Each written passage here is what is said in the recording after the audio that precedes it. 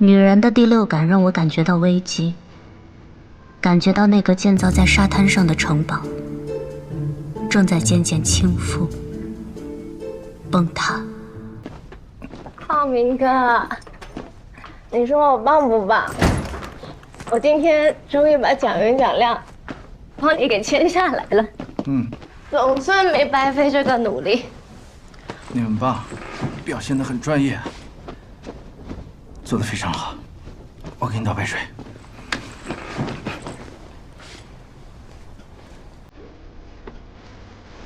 浩明哥，你好好看看我。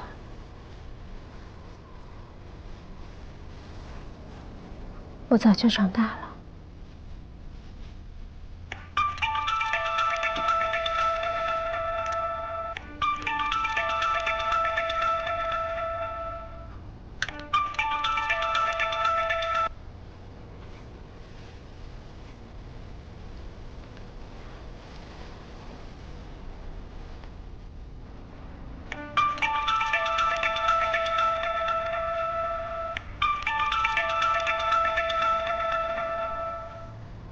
不用接，陈琳，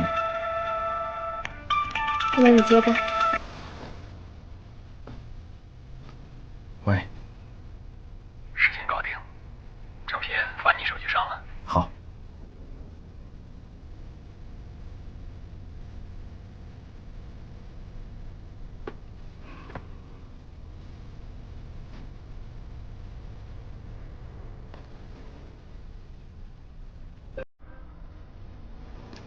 干嘛给我看这个呀？黄总跟方伯伯在美国刚刚签了约，还好方伯伯站在我这边，不然整个新区项目没办法落实。那他是我爸，我喜欢谁，他自然站在谁的一边啊。帮我谢谢方伯伯，早点休息。沈浩明，什么意思啊？现在才是真正的尘埃落定。你表现得很棒，今年的年终奖，你肯定非常满意。站住！难道这段时间你对我好，是为了拉拢我爸，是为了稳住我？我们去吃过吗？此话一出，许岩丝毫不紧张，因为他早已做好准备。为了迎接这场见面，他还不惜带着两人出国实地考察，而效果也是极好。女人应付自如，直接说出了那家饭馆的名称，还指出了沈母话中的试探。那家是川菜馆，没有北京烤鸭的，招牌菜呢是麻婆豆腐。可尽管如此，沈母还是不敢随意相信，因为这些信息随便查一下就能得到。接着他询问许岩父亲的工作，质问为什么自己上次去学校的时候没有看到他这个所谓的教授，而且在网上也查不到他的信息。许岩父亲一时间不知道该怎么回答，赶忙看向许岩。一旁的许岩丝毫不慌的答复，父亲平时是不授课的，只是担任校内研究所的研究员，所以可能国内的百度上确实查不到。说着又拿出自己假造的简历，更是拿出提前准备的许多著作，而书上的签名也是许岩提前找原作者签名，让假父亲练了许多遍。而这个原作者的女儿是他的大学同学，人家也正好在这个大学的研究所工作，这个名字也是顶用了人家的身份。他之所以这么做，是因为他和沈浩明恋爱后，第一次来到沈家，就被沈母的朋友来了个下马威。我们家布丁啊，就是个傻狗，除了长得好看，啥也不是。还行啊，挺聪明的哈。布丁多好啊！来来，就连沈家的下人也对他冷眼相待，因为他看起来就不像有钱人家的小姐。你跟在这里面进进出出的夫人小姐们不太一样。哪里不一样？你的头发有点干枯毛躁。沈母觉得儿子配对的应该是豪门千金，而不是这样的小门小户的女孩，便对许岩百般挑剔，甚至将她当成下人使唤。我在会所点了几个菜，一会儿做好之后你去取，一会儿啊把餐取回来之后就交给阿姨。你先回去吧，我会告诉浩明的。离开前，沈母特意约许岩周六见，很快两人第二次见面。许岩为了这次见面精心准备，他听从了保姆的话，还给自己的头发做了高级回礼。可沈母却不是一个人来的，为了让许岩知难而退，他叫来了许多女孩，这些女孩不仅年轻漂亮，还各个家族背景强大，不是金融投行就是国际精英律师，这些人都能在各个方向帮助沈浩明。等所有人走后，沈母也开门见山地说出了自己看法。从上次开始，沈母一直都在观察许妍，便认定她的家庭一点不好。许小姐，你的问题就是太会隐忍。刚才这几个女孩子身上都有一种看淡一切的松弛感。沈母就是要逼走许妍，因为他的儿子就要听从他的安排，迎娶能帮助他们沈家的人。本以为他的举动能逼走许妍，却没想到许妍为了嫁入豪门，竟开始捏造自己的人生。Syracuse University 是我父母在国外任职的学校，这也就有了刚开始许妍雇人假扮父母的事。而这不是他第一次说谎。许妍的出生并不被父母期待，他刚出生就患上了先天性心脏病，父亲不想要他，是外婆将他救下，但他渴望一个美好的家庭，便在作文里虚构了一个幸福美满的家庭。后来他还将自己的姓改成了和外婆的一样。18岁的我改了名字，从乔妍成为许妍，跟姥姥姓。我想做的只有一件事，让姥姥过上好日子。因餐桌上的一个小举动，女人便察觉到未来儿媳在说谎。他们是你的亲生父母吗？感觉你跟父母之间不太熟。作为母亲，连自己的女儿不吃鸡蛋都不知道吗？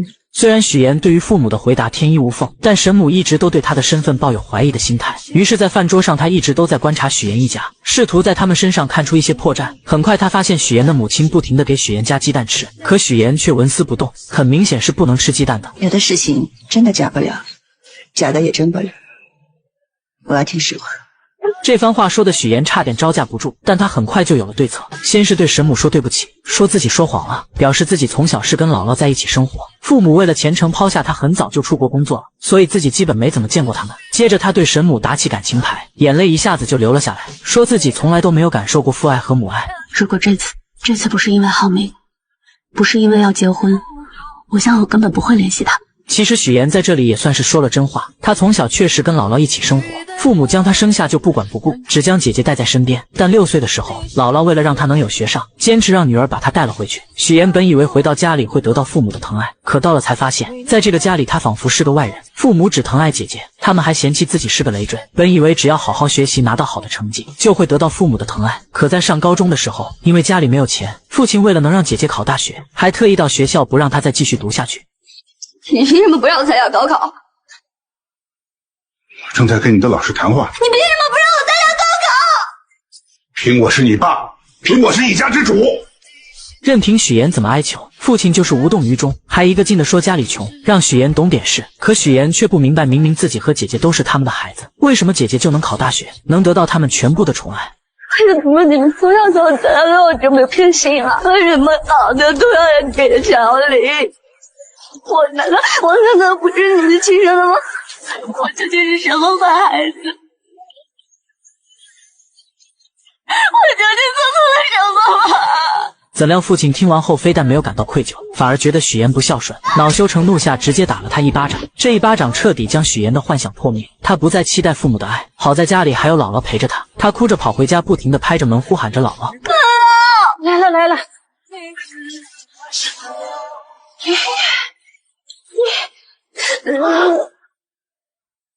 许妍抱着姥姥，发誓一定要让她过上好日子。自此后，许妍一边读书一边打工兼职，毕业后顺利进入了一家电视台当策划，但她的目的是当一名主持人，奈何没有人脉，只能一步一步往上爬。而没有背景的她成为主播的发泄筒。为了保住工作，许妍只能忍气吞声，但很快事情就迎来了转机。在一次采访中，她结识了一名超级富二代沈浩明，男人帅气多金又体贴温柔，见他很冷，直接关掉了空调，宁愿自己热得脱衣服也没有一句怨言。会议结束后，许妍因为发烧直接晕倒了，沈浩明赶忙将她接住。等许妍醒来后，看见了自己手上的卡通创可贴，心里顿时暖暖的。这是许妍除了姥姥以后第一个对她有善意的人，所以不免对眼前的男人产生了别样的感情。刚才护士拔针之后，我怕你继续流血，所以帮你贴了创可贴。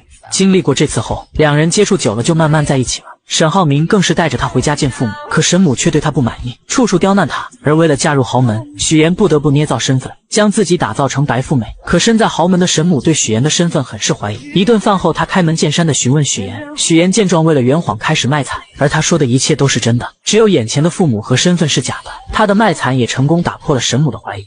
跟我一样父母的难处。还花费了好几个月的工资，好不容易买了一条名牌围巾送给未来婆婆，怎料婆婆连看都没有看一眼，还纵容自己的好姐妹羞辱她。许小姐，你搞错了，你未来婆婆平时喜欢的基本上都是纯色款。马总啊，如果她平时都没怎么留意过，又怎么会知道呢？哎呀，那就要注意呀，要不然将来还是会出洋相的。听完这些话的沈母更是没有理会许言，直接跑过去跟狗一起玩。此刻的许言站在这里无比的尴尬，好像自己连这些狗都不如。自从许言和沈浩明相恋后，第一次感受到了被坚定的选择和爱。但身在名利场，她不仅想要借助男友跨越阶层，还想跟男友有一个未来。她的原生家庭并不好，父母疼爱姐姐对她弃之不顾，她也想拥有一个幸福美满的家庭，所以她花费很多心思来讨好未来婆婆，不仅捏造名媛千金人设，还卖惨以此来获得沈母的信任。可沈母打心眼里对许言的身份有所怀疑，便通过各种办法小心试探着她，想要查出破绽，可每次都被许言巧妙化解，让她觉得许言这个女孩子十分聪明，很难对付。这天她正在跟朋友们一起遛狗，许言过来后，她就开始端着架子什么也没有说，让自己的朋友们将许言羞辱了一番，接着就去逗狗，将许言独自晾在一旁。我觉得这个女孩各方面品味都不行，你再考虑考虑，别急着结婚期。而许言第一次买奢侈品就被嘲笑，对此很是无奈，于是他趁和保姆出去买菜，问问他沈家人的爱好，迫切想要从中获取一些信息。可保姆因为上次和他说话被沈母发现，早就被叮嘱过，什么事情都不敢跟许言说。但这一趟他也没有白来，在保姆口中得知，沈浩明之前交过好多女友，但都因为沈母不满意，再加上他那些好姐妹在背后出招，就把这些女孩通通赶走了。许言一听瞬间明白，要想攻略未来婆婆，就要先融入她这些好姐们的圈子里。自此后，许言便开始对这些豪门阔太们马首是瞻，他们在打球，自己就在旁边捡球跑得很欢，根本不知道人家正坐在一旁讨论他。我看这姑娘不显山不漏水的，还挺有成绩。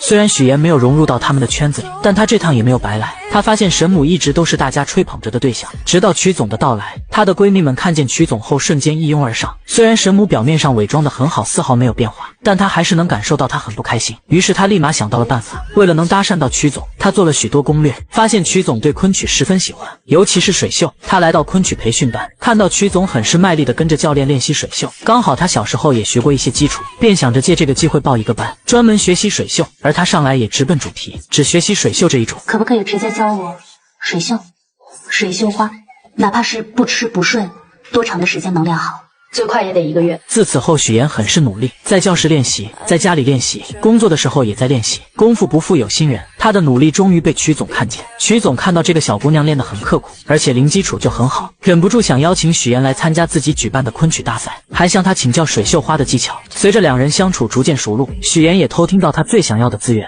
那就是莱茵国际学校的入学名额。她灵机一动，找到沈母的闺蜜美玲姐帮忙，因为美玲姐有莱茵校董的人脉，而她的丈夫也需要曲总丈夫的投资，所以她建议美玲姐带着校董来参加自己的节目，她则跟曲总牵桥搭线。一切准备就绪后，许言又找到曲总邀请他参加，告诉他这档节目不仅莱茵校董会去，自己还给他量身定制了昆曲环节，这让曲总很是心动。节目开始后，许言更是利用节目环节帮助3个各需所需的人建立关系，而这档节目播出后效果也是极好，收视率一路飙升。许言也拿到自己梦寐以求的主持人位子，而他更是将利益最大化，来到沈家给足沈母面子，给他的好闺蜜们名额上节目，并且将这些好的事情都推给沈母。沈母听完后很是受用，觉得许言很是有格局，第一次让他坐到自己身边。会办事的人不少，有格局的不多。想要抓住每一次翻盘的机会，就永远不要把希望寄托在别人身上，不过就是拿你有的换你要的。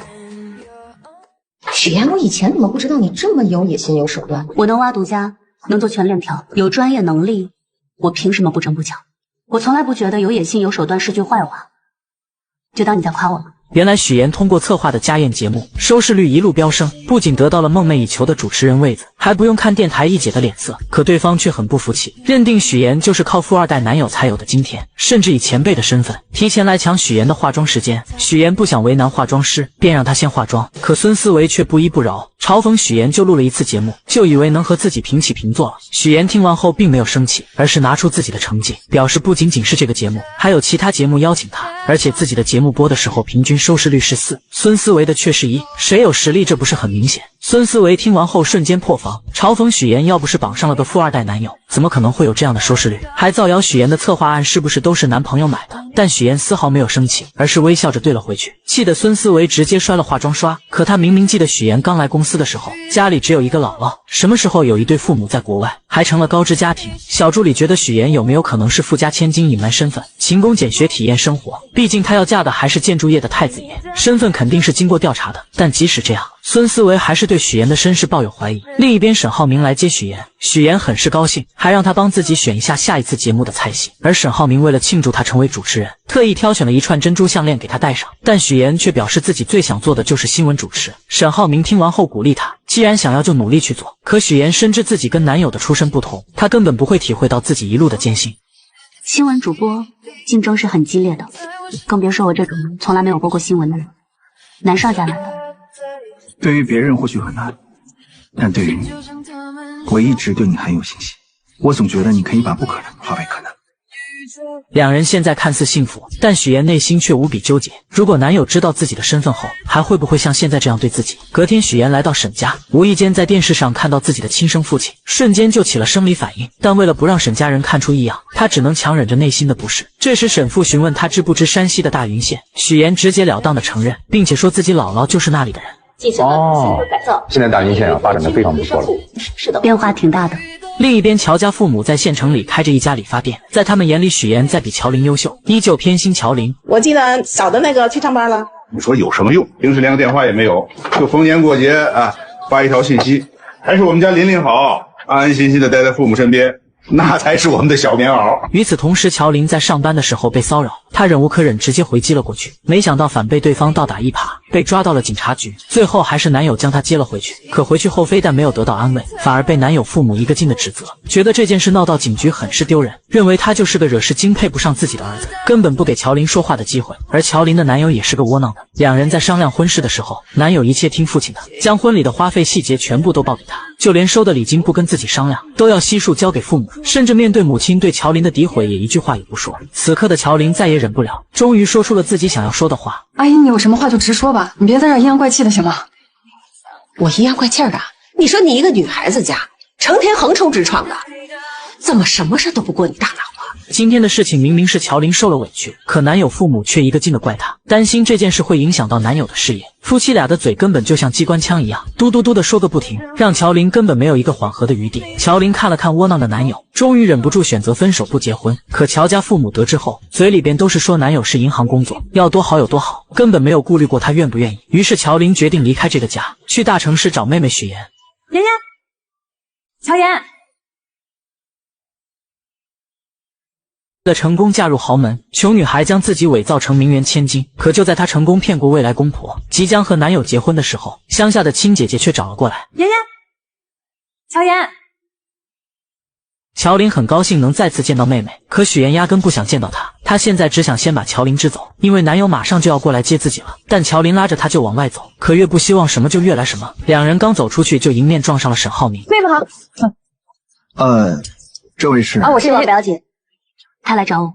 乔林没想到妹妹竟然告诉男友自己是她的表姐，但她并没有当面拆穿。随后许妍将沈浩明支走后，带着乔林来到酒店。乔林再也忍不住质问许妍，为什么不跟男友说自己是她的亲姐姐？我和姥姥落在一个户口本上，我姓许，不姓乔，所以从一开始你就应该知道，我的亲人只有姥姥。乔林听到妹妹说的那些话，心里不伤心是假的，但他是既得利者，根本不知道许妍这么多年来所受的苦难。在他眼里，许妍就是乔家的一份子，是他的亲妹妹。可自从乔家父母将所有宠爱都给了他后，许妍就不再对那个家抱有希望了。而乔林也没有想到妹妹会对自己这么抵触，要是知道，他说什么也不会过来找他。现在没有外人在，许妍也懒得装，直接说明自己并不欢迎这个姐姐的到来。如果她只是待几天就走的话，自己能做到现在这样已经仁至义尽了。希望乔林能够识趣自行离开，因为他没有义务照顾这个不是亲的姐姐。说完就走了，但临走前再次强调了自己现在姓许。我姓许，许妍。乔林听到妹妹说这些话很是震惊，心里边就以为她是绑上了有钱的男朋友，想要赶紧撇清自己这个贫穷的亲戚。下了电梯后，许妍给姐姐转了1万用作这几天的开销，乔林二话不说，心安理得的收下了。在回去的路上，许妍想起小时候的事情，她的出生就不被期待，父母生完姐姐后想要再生个男孩，可自己偏偏是个女孩，还患有先天性心脏病。父亲嫌他是个累赘不想要，是姥姥一把屎一把尿将他带到了6岁。后来因为到了上小学的年纪，爸妈迫不得已才把他给接了回去。就在他以为能得到爸妈的宠爱时，看到的却是他们对姐姐的爱。家里煤气罐没有关闭，姐姐和自己都晕倒了，但是爸爸却选择救姐姐。之后也发现了自己在这个家里是多余的，为了能生活下去，他变得乖巧懂事，学习成绩也是学校最优秀的。但是爸爸却因为家里困难不让自己参加高考，甚至把家里的那份钱供给姐姐复读考大学。许妍真的忍不住了，觉得爸爸根本就不爱自己。我究竟做错了什么吗？我不明白，我不明白为什么你们要一次一次的证明你们有多么不爱我？为什么？我为什么要成为你们的女儿？小时候的许妍根本就不明白自己到底做错了什么，为什么所有人都不爱自己，自己只有姥姥。爸爸的那一巴掌打在她的脸上，许妍觉得自己真的是被亲人抛弃的人。她跑着回家找姥姥。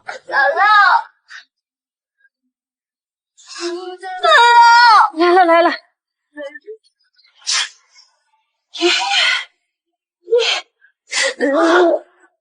其实姥姥也知道自己这个孙女受了很多的苦，就这样奶孙2个人相依为命过了很多年，直到渐渐长大，许妍还是不想回到那个令人痛苦的家里面。突然一通电话将许妍的回忆拉回了现实，原来是沈浩明邀请她来看自己培养的花。许妍听着沈浩明说面前的这朵花，因为一生只开一朵，所以说需要前期不断的经历挫折和打磨才能够绽放出更美的花，这让她觉得沈浩明就像自己要拼命绽放的花一样，自己无论付出怎样的代价，只要能跟他永远的在一起，一切都是值得的。可现实真跟他想的一样吗？这个绝对是他生命的绝唱。乔妍，你不是叫许妍吗？他们是谁呀？你说，你到底还有多少秘密？说多少谎话？我们对你真心真意，你却把我们一家人骗得团团转，怎么心机这么重？你这是诈骗！许妍的假身份被揭穿，大家纷纷离她而去。你怎么了？魂不守舍的。好在这些只是许妍的幻想，原来许妍和2家父母刚试完礼服回来，就看到亲生父母找了过来。此刻的她想要逃离这里，脑子里幻想到了自己被揭穿身份的下场，这才发生了开头的那一幕。但就在乔家2老要发现许妍的时候，沈浩明突然说公司有事，将父母支走了。等沈家一行人走后，许妍将父母拦了下来。刚才那个招手的是金达集团的沈总吧？2位是？我们是他爸妈，我们是婚庆公司的。恭喜恭喜啊！刚才那几位就是你们未来的亲家和女婿。2口子听完后不敢置信，女儿竟然要嫁给金达集团的太子爷。许妍对2人已经不抱希望，她直截了当说自己马上就要结婚了，但不打算邀请他们参加。乔母气急之下怒骂姐妹俩，一个要悔婚，一个要结婚，都不跟他们商量，是当他们做父母的不存在吗？乔爸更是指责许妍，现在要嫁给有钱人了，就瞧不起亲生父母了吗？可许妍根本不想理会他们，只是说她和姥姥在一个户口本上，只有姥姥才是自己的亲人。乔爸从来没有考虑过，到底因为什么女儿会变成现在这样，只是一味的站在道德的最高点上指责许妍，最后更是表示自己就当没有她这个女儿。许妍对此早已麻木，姐姐悔婚跑出来，他们就能包容，专门来一趟接她回去，看她住在群租房，就心疼的让她回去，担心她没学历、没背景、没人脉，在大城市里活不下去，甚至支持她回去考公务员。可他们从来没有想过独自在大城市打拼的许妍，来了后也只是一味的指责，没有关心她一个人是怎么过来的。你妹妹有男朋友了，你知道吗？别给我提，他们要结婚了都不打算请我们。结婚？得知妹妹即将结婚，乔林又找了过来，无意间碰见了假扮许妍父母的2人，这才得知妹妹竟然伪造自己的身份。见姐姐既然已经知道，许妍也不再隐瞒，她表示自己很爱沈浩明，如果不伪造富家女的身份，沈家父母就会逼他们分手，她不得已才会这么做，也希望姐姐不要来搞破坏。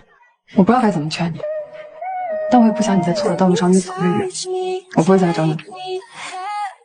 可许妍好不容易将姐姐稳住，怎料母亲又打来电话，一定要参加她的婚礼。许妍没有说话，直接挂断了电话，然后把备注改成了她的名字。为了不让爸妈来婚礼捣乱，许妍特意回到乡下找到姥姥，希望她能帮自己说服爸妈。而姥姥并没有询问什么，她了解许妍肯定是有什么难言之隐。姥姥心里有数了，我打电话把他们叫回来。姥姥是最清楚许妍这一路走来是多么的辛苦，也是最希望许妍能够幸福的人。但许妍的下一句话也让她愣住了：荆州太远了，我怕你折腾。听完这话的姥姥虽然愣了几秒，可她依旧支持许妍的做法，还不停地安慰她不要担心自己。直到许妍打开冰箱，看看到姥姥给他做的桂花酱，终于忍不住哭了出来。在返程的途中，许岩再次回想起以前家里没有人记得他的生日，只有姥姥记得，每年都会把他叫回来过。是姥姥供他读完高中考上大学，上大学的时候是姥姥拿出一辈子的积蓄给他，所以许岩什么都不在乎，他只想赚很多很多的钱，让姥姥过上好日子。所以上大学后，他一个人打好几份工，给别人当家教，穿上厚厚的玩偶服宣传，在饭店干服务员，一直忙到深夜都舍不得打车，把赚到的钱除了留够生活费，全部都给姥姥打了回去。哎呦，妍妍，你怎么又给姥姥给钱了呢？姥姥一个人花不了这么多钱的，倒是你在外面读书，那肯定花钱的地方很多呀。吃饭你不许给我省啊，多喝牛奶，多吃鸡蛋，还有那个叫什么维生素、营养补充啊，对吧？我知道了。这么多年，要不是姥姥，他也不会坚持到现在。我告诉自己，只有通过勤奋和努力，才能帮自己翻越一座又一座的高山。只有让自己强大，才是一劳永逸的事。只有达到所有的目标，才能弥补我所有的过失。人伪造身份，终于如愿嫁入豪门。为了不被人揭穿，自家那边的亲戚一个都没请。就在他以为一切顺利的时候，还是被熟人给认出来了。我怎么看着像佳佳的同学许岩？是有点像啊。许岩看到熟人后，整个人都惊呆了，因为假扮他父母的人冒充的就是同学父母的名字。当初自己就是借用同学的关系骗到了人家的签名，为了不被看穿，他连忙找理由要将两人支走。可没想到丈夫一家人已经过来了。这两位是？没办法的他只能硬着头皮解释，眼前的两位是大学同学父母，原本就想着打个招呼就行，怎料假父亲却多嘴将人家邀请了进去。此刻许岩杀了他的心都有了，但他只能赶紧进去应付。吃饭敬酒的时候，许岩紧盯着另外一桌，看到他们过去敬酒的时候，立马就赶了过去。您在国外是从事建筑研究？哦，建筑行业。那您跟我的亲家是同行啊？他还专门写了一本书，那个书叫 Sustainable Building Design。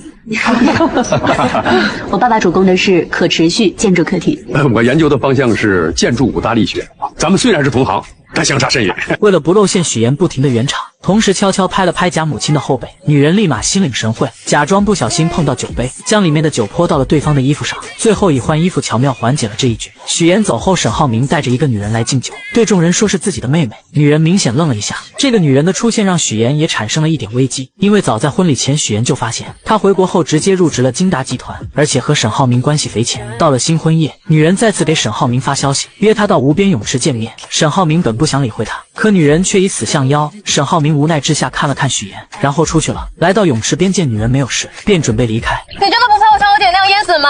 不要听你说淹死这个词。今天是我的婚礼，你这样闹有意思吗？两人在这里谈话，殊不知一切都被许岩看在眼里。沈浩明，我爱你。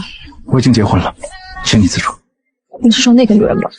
你别以为她是什么纯情小白兔，她一见面就跟我装亲热装姐妹，不就是想知道我们什么关系吗？许岩就这样默默看着女人对沈浩明表白，脸色很是平静。隔天，沈浩明和许岩准备去度蜜月，白莲花又出来恶心许岩，说以前沈浩明带着他去过好多地方，吃过好多餐厅。许岩丝毫不示弱，直接反击回去。你浩明哥还带你去过哪些地方？麻烦你都整理好发给我。喝了酒就别进泳池，容易被淹死。女人这才反应过来，昨晚她所做的事都在许岩的掌控中。其实两人之前就有过一次交锋。之前许岩为了尽快融入到豪门生活，特意给自己报了一门烹饪课，却没想到会在这里遇到爱慕沈浩明的方磊。许岩大大方方地向对方介绍自己：我是沈浩明的未婚妻。方磊一听脸色立马就变了，但他也不甘示弱，他声称自己是沈浩明的学妹，两人曾在伦敦一起上学，而且他们两家还是世交，想用这些话让许岩知难而退。怎料许岩丝毫不退缩，16岁就认识，所以是亲妹妹嘛。不仅如此，许岩还主动跟他请教厨艺，结束后以感谢为名请他吃了顿饭。但方磊不会放过每一个可以刺激许岩的机会。在饭桌上，方磊表示他一回国，浩明哥就将自己安排进了他的项目里，还对他照顾有加。那你把工作做好，就不会麻烦他了，对不对？谁知方磊见许岩丝毫不在意这些，便主动提出做他的伴娘。许岩直接答应了，这才有了婚礼上。方磊将自己当成女主人般，当许岩不在的时候，就跟沈浩明出双入对的敬酒。可沈浩明根本不喜欢他，只将他当成亲妹妹，而他的这些小心思也都被许岩看在眼里，并没有将他放在心上。许小姐，请问卫生间怎么走啊？万万没想到，许岩结完婚后要对付的不是婆婆，而是以前那些认识他的人。既然都是同类，那更要互帮互助了。许岩跟沈浩明结婚蜜月后，便带着他去乡下见了姥姥。姥姥看见后很是高兴，还亲自下厨做了好多菜。而沈浩明看见姥姥很欢迎自己的样子，心里很是温馨，但他更想要多了解许岩以前的生活。许岩在门外听见两人的对话，担心露馅，便拿着婚纱照来到厨房，以挂相片为由，将沈浩明给叫走了。晚上许岩跟着姥姥一起睡觉，姥姥忍不住还是将乔父的肿瘤的事说了出来。虽然说这个人当爸爸十分的不称职，但还是希望许岩能去看一下。我知道你对他是什么看法，但你这次结婚不是也没请他去吗？他现在得了病，姥姥觉得你还是应该去看看他的。许岩听完后并没有给姥姥准备的答复，不停地找事情打岔。隔天一大早，姥姥特意邀请沈浩明一起去早市买菜，沈浩明二话没有说就同意了。一路上，姥姥不停地夸沈浩明，帮许岩说好话，而他说这些就是为了铺垫后面的那几句。如果他犯了什么错，你就多包容，行吗？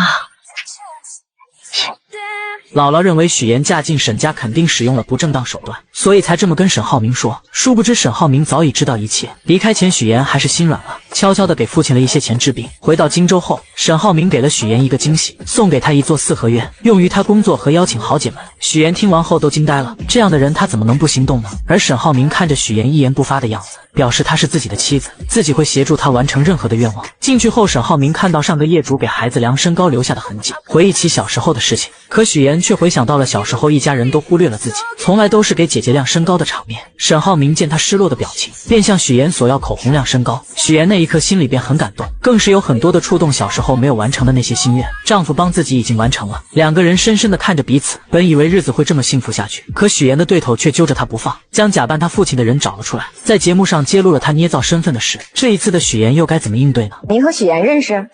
认识，我们很熟啊。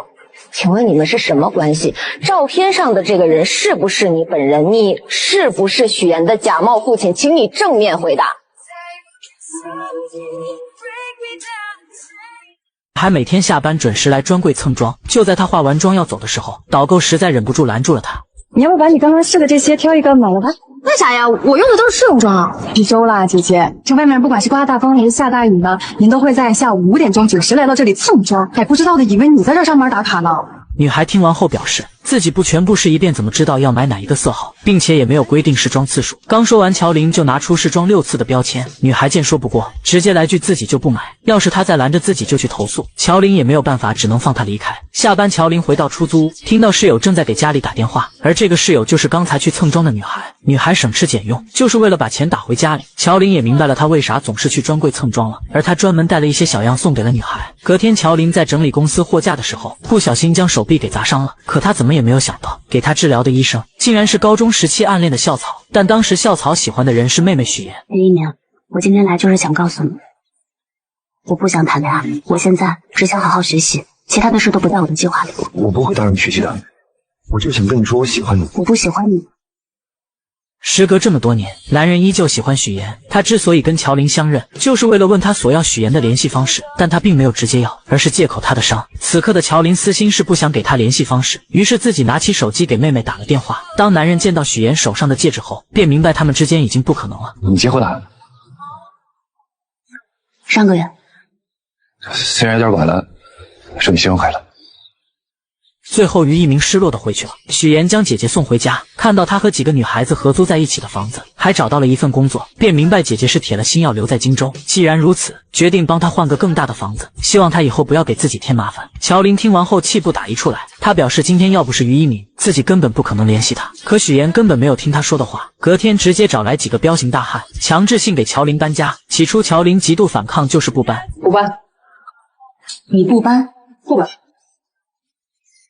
好，我忘记告诉你，新家公寓邻居是于一鸣。当听到新家的邻居是于一鸣，乔林的态度立马360度大反转，立马就搬家。许妍对这个姐姐很了解，她也知道姐姐一直都暗恋于一鸣，所以她就是故意这么做的。乔林搬过去的第一天大早就收到了于一鸣的早餐，这让他万分惊喜。与此同时，乔林的前男友妈妈调查到，乔家在商业街买了一套门面房，在他们眼里，乔家穷的叮当响，根本就没有钱买门面房，那肯定是拿他家的彩礼买的。女人觉得既然两人已经分手了，那就要把彩礼追回来。乔林男友是个窝囊的，当即就给乔林发去了消息，没想到乔林已经将他拉黑，而且电话也打不通了。气急之下，他直接来荆州找许岩，想要从他口中套出乔林的住址。请问先生，您有预约吗？没有。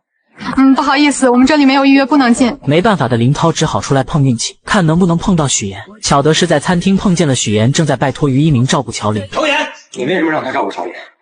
这谁呀？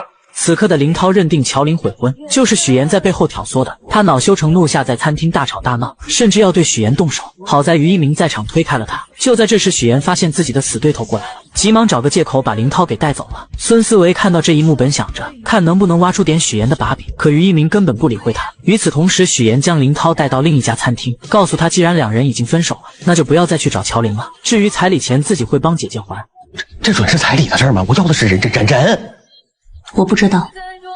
行，不说是吧？那我就天天来，我上你们单位去要人，上你婆家去要人。你不是嫁得挺好吗？我让他们了解一下，你到底在外边干了些什么见不得人的事儿。你嘴里没句实话，你不是嫁得挺好吗？我让他们了解一下，你到底在外边干了些什么见不得人的事儿。随便你。面对林涛的威胁，许岩丝毫没有放在心上，直接离开去找姐姐乔林，将这件事告诉了她。乔林觉得这家人是真的很奇葩，既然他想见自己说清楚，那就见面打死他。许岩见姐姐只知道使用武力，劝说她不要这样做，既然跟林涛分手了，那就跟过去一刀两断。昨晚他跟林涛聊过了，他在乎的是乔林对自己的感情是否忠诚，但他的父母在乎的无非就是钱，只要把钱给出去了，就算林涛想来荆州闹，他父母也不会同意的。谁知乔林听完这些后依旧要自己解决，可许岩等不了，等到你筹好钱的时候，他就会把这件事情闹得人尽皆知了。到那个时候，我的单位、沈家，所有人都会知道。我还以为你是在为我着想呢，原来是怕自己谎言被拆穿了。就在两人讨论这件事的时候，殊不知沈浩明也知道了，他默默地帮许岩处理，让助理调查林涛的工作情况和人际关系。不出半天，林涛父母的银行卡就收到了一笔钱，如许岩所料，钱一到账，他们就打电话让儿子回来。可林涛就是不听，非要见到乔林了解事情真相才肯回去。但通过沈浩明的发力，隔天银行就把林涛给叫回去了，还以他优秀为由，要给他增加工作任务。领导的这波夸奖让林涛有些丈二和尚摸不着头脑，同时意外的还有许岩。以林涛的性格，我原以为他会不依不饶，没想到这个人突然就消失了。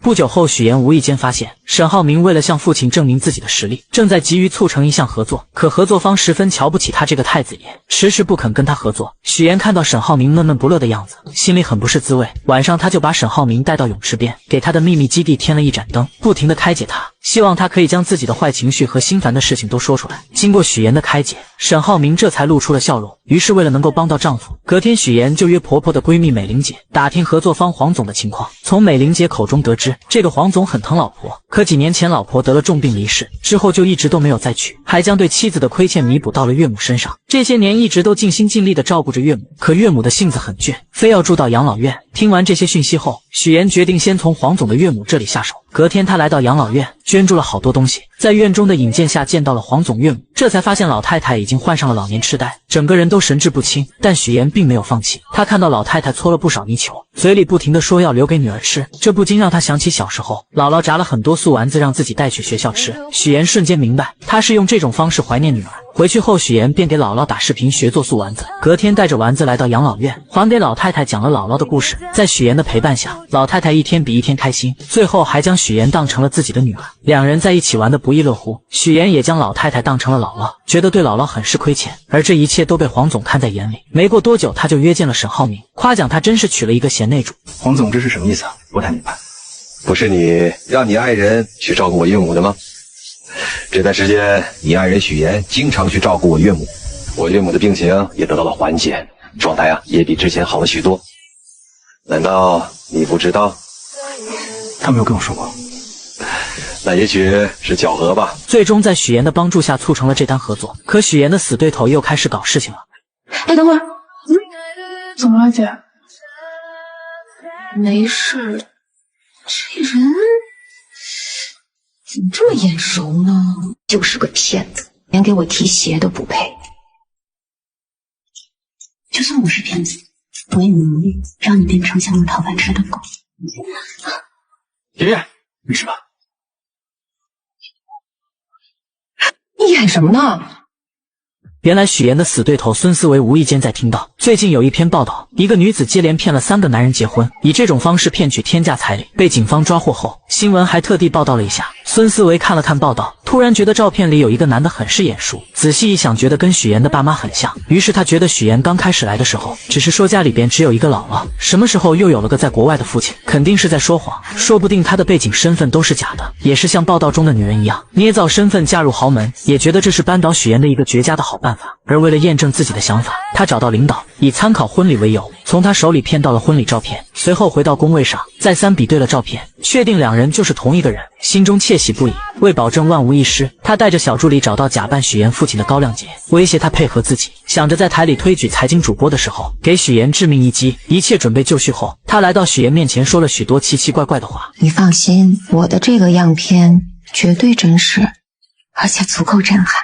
他的话许岩并没有在意，而是时刻准备自己竞争财经主持人。他的表现极为出色，评委们很是满意。隔天，孙思维特意邀请许岩做自己节目的嘉宾。许岩不知道他的葫芦里到底卖的什么药，并没有答应。可就在这时，主任出来助攻孙思维，无奈之下，许岩只好答应。节目开始后，孙思维先是向大家讲述了最近骗取高价彩礼的那个新闻，接着又请来了高亮杰。许岩看见他的那一刻很是惊讶，孙思维看见后觉得自己稳赢。他打开许岩婚礼的照片做对比，还不停地质问2人之间的关系。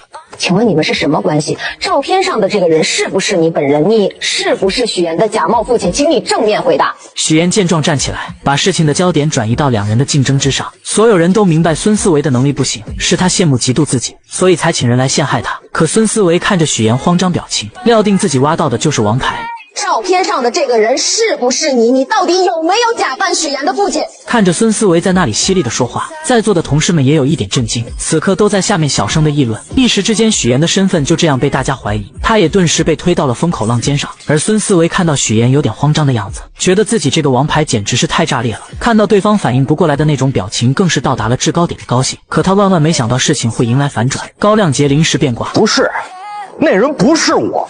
高先生，您这儿有块胎记对吧？啊，对，我这儿有胎记，你看这儿。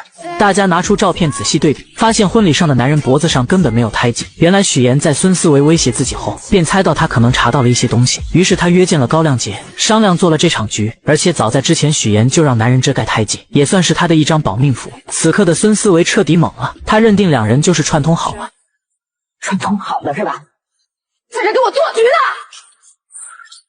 我劝你冷静一点。这场闹剧就这样结束了。因为节目失误，孙思维就这样被主任停职，还失去了竞选财经主持人的机会。事后许岩找到孙思维，让他不要再想着对付自己。孙思维很是气愤，责骂许岩就是个无所不用其极的骗子，连给自己提鞋都不配。而许岩并没有反驳回去，他余光中瞥见沈浩明来了，于是他故意靠近孙思维，激怒了这个蠢货。如许岩所料，女人被激怒后狠狠扇了他一巴掌。沈浩明看见后，立马冲过来关心许岩，而许岩则换上一副被欺负楚楚可怜的模样。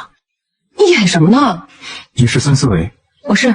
通知法务部，放下所有手头工作。我爱人遭遇职场霸凌，让他们马上出方案，追究他的责任。他叫孙思维。孙思维终究为自己的蠢付出了代价，而许岩则顺利成为了财经新闻的主持人。欢迎收看财经新闻，我是主持人许岩。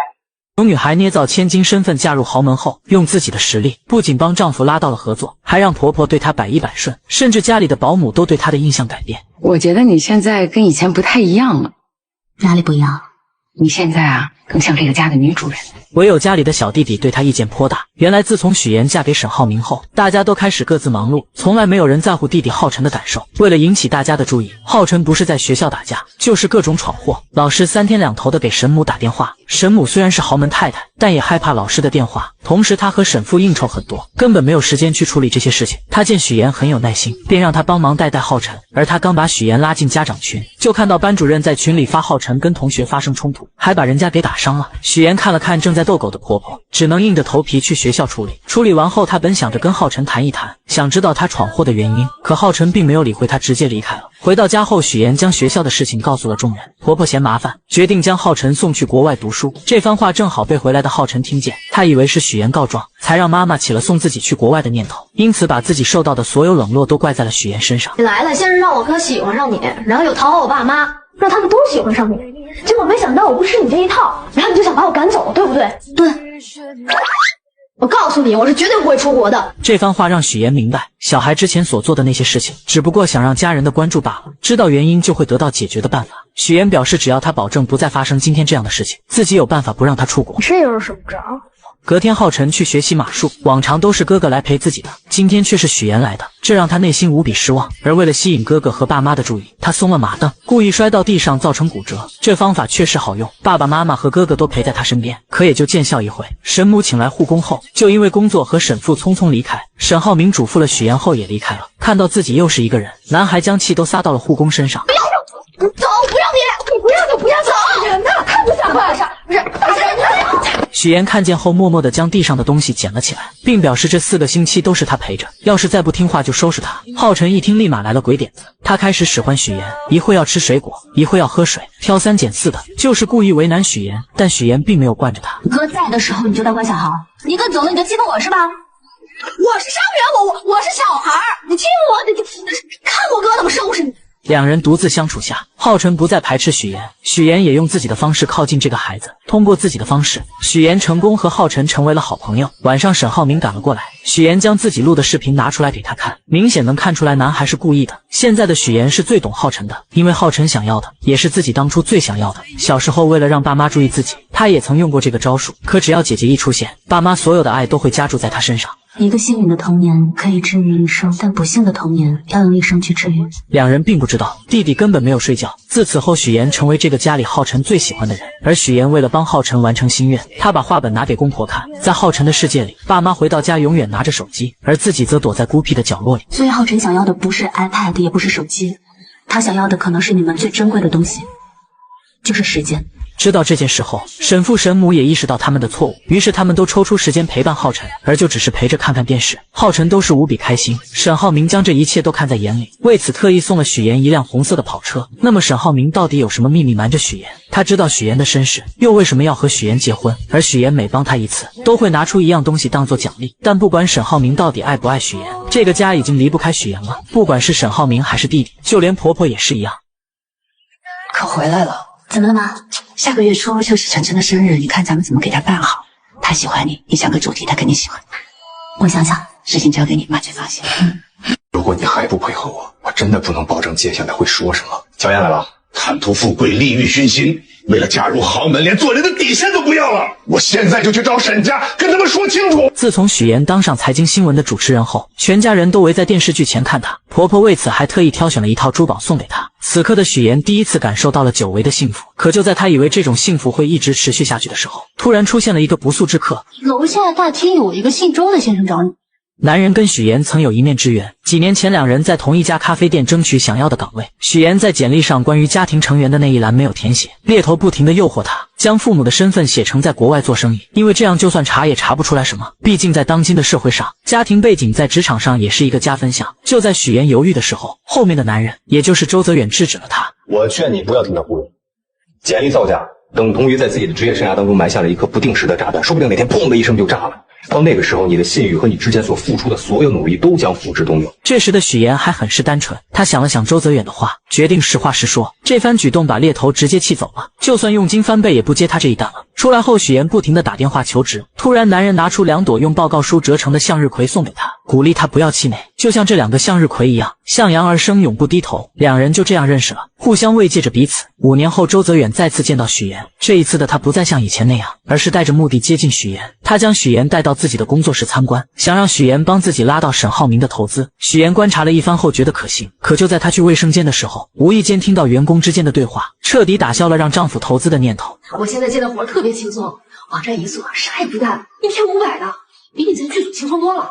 哎，要不你也过来吧？这不点人就是一家皮包公司。为了验证这番说法，许妍来到大厅试探，让员工展示一下公司的项目。怎料男人听完后脸色大变，慌乱地找着各种理由不打开电脑。身后的客户也装模作样，实际上电话线根本没有接通。再翻了翻桌子上的文件，全部都是空白的。许妍瞬间明白周泽远搞皮包公司骗钱，于是再次见到他，果断拒绝了他的要求。怎料周泽远早已做好了万全的准备，他以许妍的真实身份作为要挟。有一个道理你一定明白，那就是有些事情无论你再怎么努力，他都改变不了。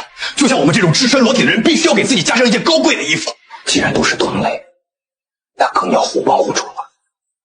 面对周泽远的要挟，许妍真是累极了。回到家后，听见婆婆叫她，只能强颜欢笑的应对。明天婆婆的闺蜜马阿姨要带一个人来家里做客，不知道该做什么。许妍立马给出了意见，可她怎么也没有想到马阿姨带的人竟是周泽远。在喝茶的时候，周泽远不停忽悠两人，许妍只能眼睁睁看着他胡说八道。她不敢帮周泽远，更不敢揭穿他的真面目。实在听不下去的她借口接水离开了。可没想到周泽远竟追了过来，他彻底撕破脸皮，逼迫许妍让沈浩明投资。让你老公投资的事儿，我是跟你聊呢，还是跟你婆婆聊？你的商业计划书和你的财务报表，无论是我婆婆还是我先生看，都会发现漏洞。不要再想注资的事情了。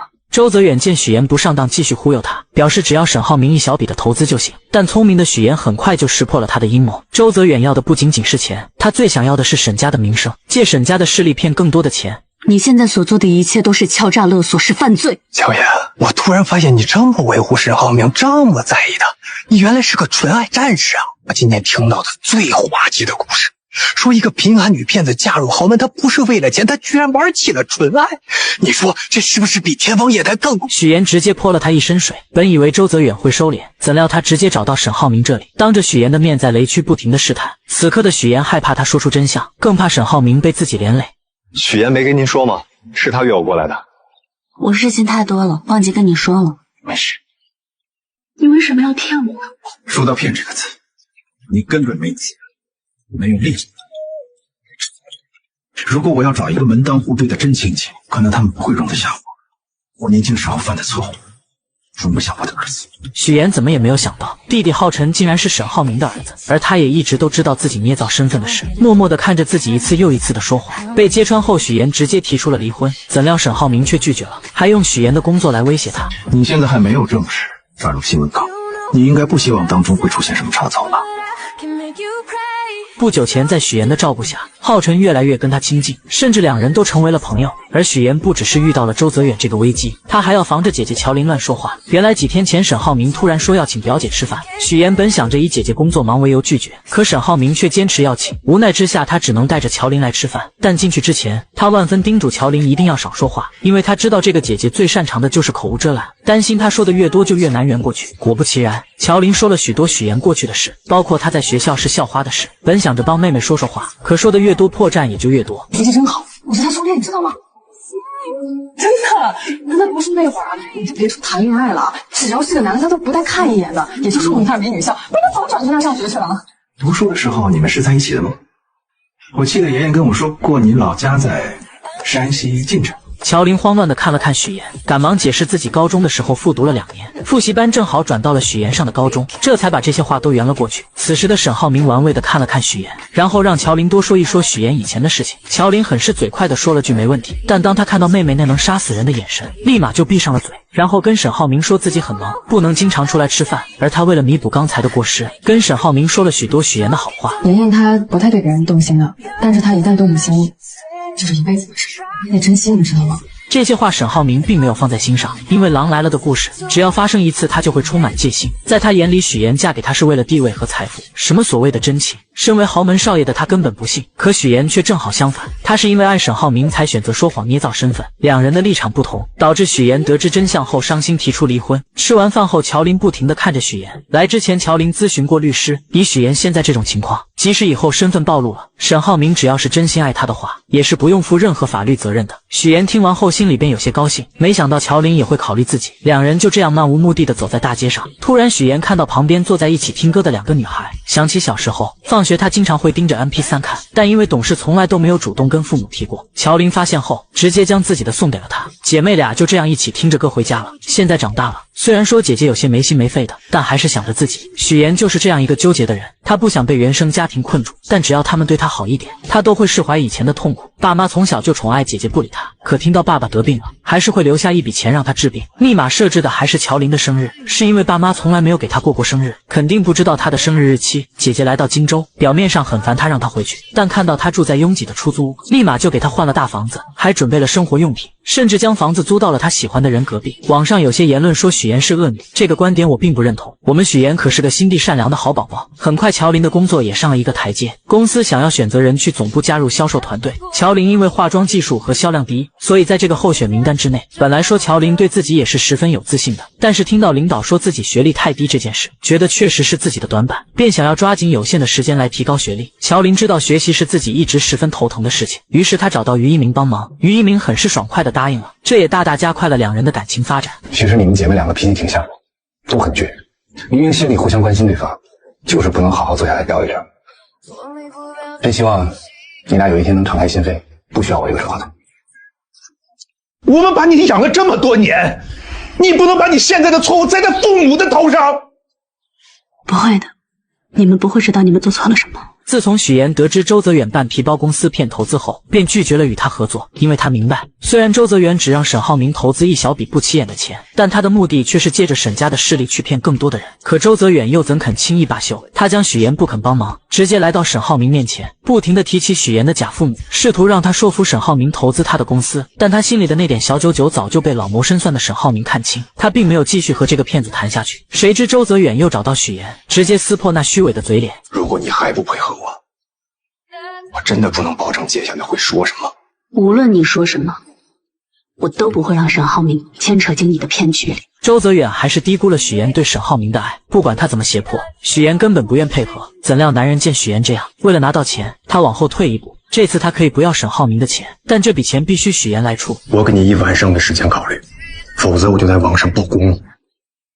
从这之后，男人像个恶鬼，时刻缠着许妍，就连晚上都会打电话催着要钱。而这些沈浩明都明白，他早就让助理查过周泽远是个什么样的人，也知道许妍打电话的对象就是他，但他什么也没有说，只是悄悄在背地里帮许妍解决一切。经过1晚上后，周泽远并没有收到钱。一个人能无耻到什么地步？他将许妍堵在停车场，迫不及待的想要拿到钱。好在姐姐乔琳及时出现，假装打电话报警，这才吓跑了周泽远。许妍为此很是感动，姐姐还是那个姐姐，虽然从小父母偏心她，但她依旧是那个将自己护在身后的姐姐。虽然姐没什么能耐，但是妍妍你放心，只要有我在，绝对不能让你受欺负了。我揍她。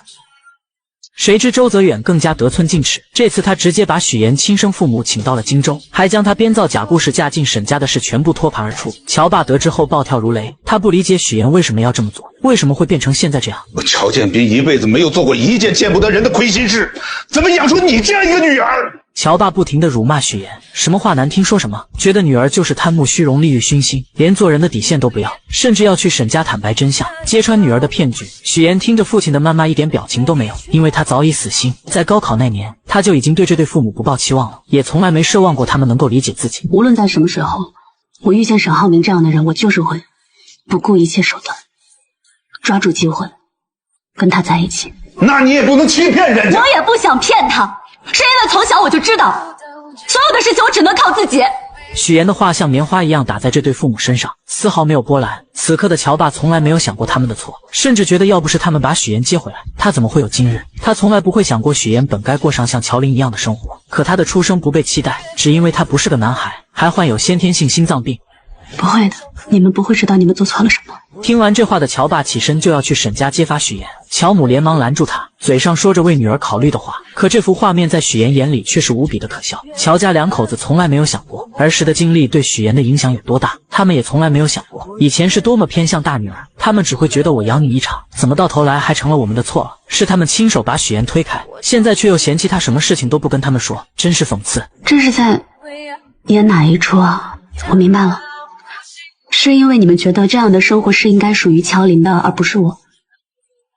这是说你们想要去跟沈家告发我，再从我这敲诈勒索一笔钱。你怎么能这么想？从此我们断绝父女关系，你再也不是乔家人。乔，如果真坐牢，有你陪着也挺好。面对周泽远的威胁，许岩宁愿鱼死网破，也不愿将沈浩明被他拉下水。不久前，周泽远为了让许岩劝沈浩明投资自己的公司，特意将在老家的乔家两口子请了过来。乔爸得知许岩未嫁豪门，竟然捏造身份，恼羞成怒下选择跟许岩断绝关系。而许岩听到后，心里并没有任何难过，甚至觉得是一种解脱。为了封周泽远的口，他不得不把沈浩明送给他的跑车卖掉，将钱转给了他，并警告他这是最后一次，如果还会有第二次，自己一定会报警。怎料周泽远根本不满足，他想要的远远不止这一点。于是他继续用自己手中的把柄威胁许岩，而许岩丝毫不受他的威胁。眼前的男人就是个十恶不赦的诈骗犯，无论如何都不会让丈夫上当。为此，他不惜和对方鱼死网破。好，那就试试，看谁豁得出去。谁知周泽远恼羞成怒下，竟对许岩动手，而许岩也不惯着他，直接一个包击就打了过去。一下1000万，要不再来一下？就在两人僵持的时候，沈浩明打来了电话，他约周泽远下午2点去打高尔夫。这是他自己送上门的，与我无关。下午，沈浩明主动谈到注资，还提出追加投资款。许岩听着很是着急，他想方设法的阻拦，却根本拧不过心意已决的沈浩明。周泽远走后，许岩还是让沈浩明小心这份投资，因为不了解对方的公司背景，想让他再慎重的考虑一下。我希望你待在我身边，每一天都是开开心心、无忧无虑的，不是愁眉苦脸。这天过后，周泽远就消失得无影无踪，直到4个月后，许岩才知道周泽远被抓。他很庆幸沈浩明没有被骗，但是又觉得他好像跟自己之间有点距离，因为他说什么话都是欲言又止的样子。原来沈浩明早就知道一切，他让助理调查了周泽远，也知道许岩受威胁卖掉了自己送的车子。而为了让许岩不再发愁，沈浩明以代理人注资的名义，一边安抚周泽远，一边调查他的犯罪证据，让他再也没有机会威胁许岩。妍妍，如果你将来想投资，需要钱，可以直接问我要，没必要把车卖了。听见这话的许岩心里咯噔一下，很是担心丈夫是不是已经知道了些什么。没人倾诉的她，只能找姐姐乔琳。乔琳也很是奇怪，周泽远怎么莫名其妙的被抓了。许岩虽然也不知道，但他总感觉有人在背后默默的帮他。乔琳还是觉得，还是找个机会把这件事早点跟沈浩明说清楚。毕竟看着沈浩明那么爱许岩，知道后肯定会原谅的。我是想跟他说的，一直没有找到合适的机会。突然，乔琳看到了于一鸣，她跑过去将他拉了过来，跟许岩一起吃饭。于一鸣本来很犹豫，但一听到许岩也在，就跟着过来了。而乔琳也发现一件事，于一鸣跟许岩真的太不一样了，总是滔滔不绝，比跟自己在一起的时候话还多，心里无比的失落。许岩将一切都看在眼里。晚上回到家，许岩考虑再三后，决定跟沈浩明坦白。他先是试探说自己有一个朋友，在婚前隐瞒了一些事情，但现在两个人过得很好。这个朋友想要主动坦白，可他还没有说完，沈浩明就打断了他，表示只要两人的感情好，根本不需要坦白，坦白了反而会成为两人感情中的一根刺。婚姻其实不应该从原则出发的，你说呢？原则其实只是一种包装，一种说法而已。其实最后夫妻间有个好结果，才是最重要的，对不对？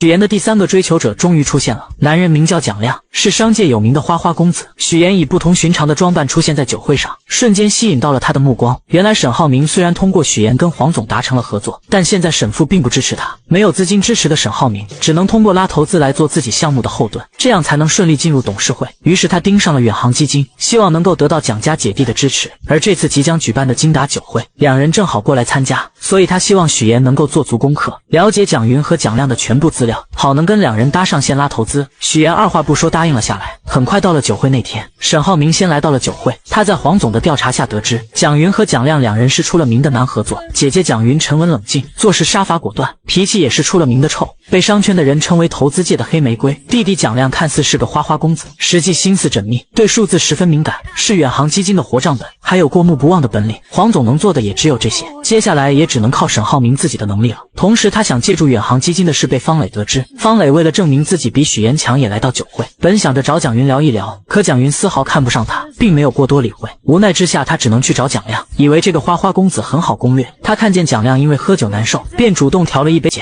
此时的方磊并没有注意到沈浩明的到来，他蹲下身细心地为蒋亮擦掉鞋子上的污渍。沈浩明明白他这么做是为了帮自己，但他很清楚蒋亮只会在吃喝玩乐的时候才会想起身边的女人，于是他直接上前劝说方磊，这么做只是多此一举。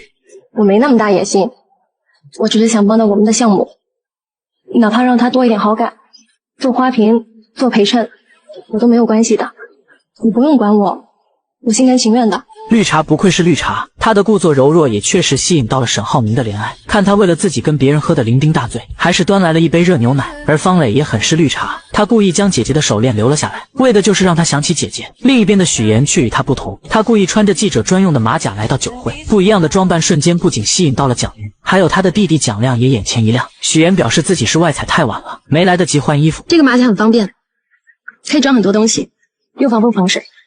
户外作业嘛，最害怕天气阴晴不定，设备一旦受到影响，就会前功尽弃。许妍的这副样子让蒋云想起了他以前的样子，看到对方很随和，便主动提出让他穿自己的礼服。小沈总真的很好福气，娶到你这么漂亮的妻子，工作能力又强，晚上还能陪着丈夫应酬，真的是贤内助。许妍听完后表示自己虽然嫁了一个好家庭，但更多的不想当一个贤内助，更想能够帮助丈夫。但蒋云早已识破了她的伪装，她开门见山地指出，许妍穿工作服现身，就是为了模仿自己以前当记者时候的装扮，用这种方式来博得她的好感。被戳破心思的许妍很是尴尬，但下一秒蒋云却说她成功了，因为刚才在她身上看到了曾经的自己。随后许妍拿出收集的蒋云以前采访的照片作为礼物送给她，这不禁让蒋云对她的好感加剧，她很喜欢这份礼物。出来后许妍借撩头发，对着沈浩明比了一个 OK 的手势，他瞬间明白成功了，于是他走过去，还主动帮许妍争取到了蒋云的专访。边走边聊吧。走吧。